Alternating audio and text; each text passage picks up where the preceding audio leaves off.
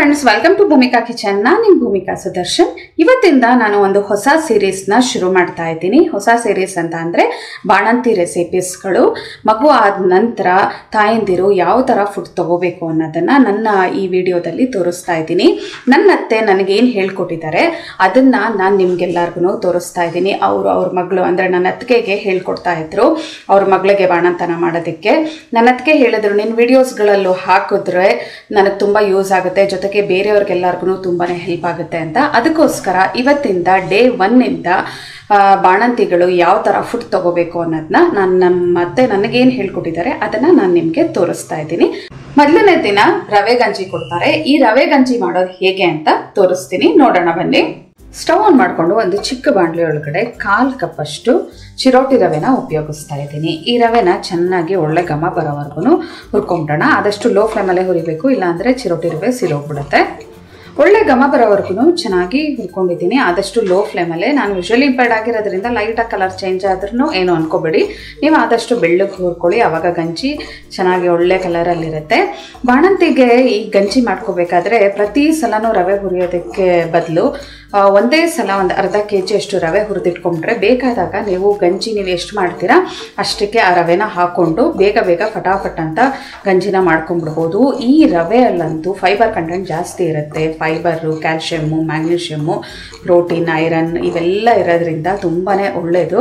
ಜೊತೆಗೆ ಗಂಜಿ ಕೊಡಬೇಕು ಅನ್ನೋದ್ರಿಂದ ತುಂಬ ಹಿತವಾಗೂ ಇರುತ್ತೆ ದೇಹಕ್ಕೆ ಇದು. ಇವಾಗ ಈ ರವೆ ಹುರಿದಿದ್ದಾಯಿತು, ಸ್ಟವ್ ಆಫ್ ಮಾಡ್ತಾ ಇದ್ದೀನಿ.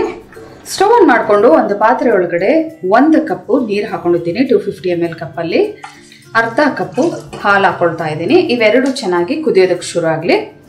ಹಾಲು ನೀರು ಚೆನ್ನಾಗಿ ಕುದೀತಾ ಇದೆ. ಇವಾಗ ಕಂಪ್ಲೀಟ್ ಲೋ ಫ್ಲೇಮ್ ಮಾಡ್ಕೊಂಡ್ಬಿಡ್ತೀನಿ. ಲೋ ಫ್ಲೇಮ್ ಮಾಡಿಕೊಂಡು ಹುರಿದಿಟ್ಕೊಂಡಿರೋವಂಥ ರವೆನ ನಿಧಾನವಾಗಿ ಇದಕ್ಕೆ ಹಾಕ್ಕೊಂಡು ತಿರುಗಿಸ್ಕೊಳ್ತೀನಿ.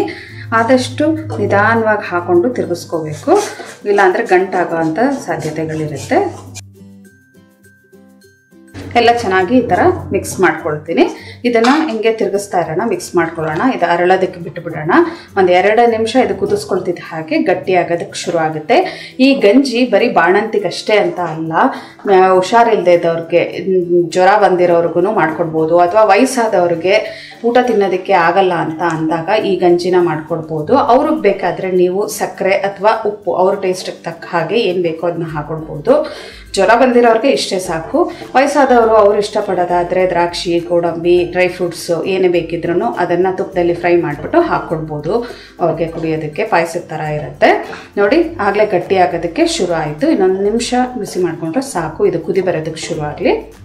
ಕುದಿಯೋದಕ್ಕೆ ಶುರು ಆಗಿದೆ ನೋಡಿ. ಇವಾಗ ಕುದಿ ಬರೋಕ್ಕೆ ಶುರು ಆಗ್ತಿದೆ. ಹಾಗೆಯೇ 1 ಟೇಬಲ್ ಸ್ಪೂನ್ ಅಷ್ಟು ಬೆಲ್ಲ ಹಾಕೊಳ್ತಾ ಇದ್ದೀನಿ. ಬಾಣಂತಿಗಾಗಿರೋದ್ರಿಂದ ಬೆಲ್ಲ ಹಾಕ್ತಾ ಇದ್ದೀನಿ. ಜೊತೆಗೆ 1 ಚಿಟಿಕೆ ಏಲಕ್ಕಿ ಪುಡಿ, ಒಳ್ಳೆ ಘಮ ಬರುತ್ತೆ.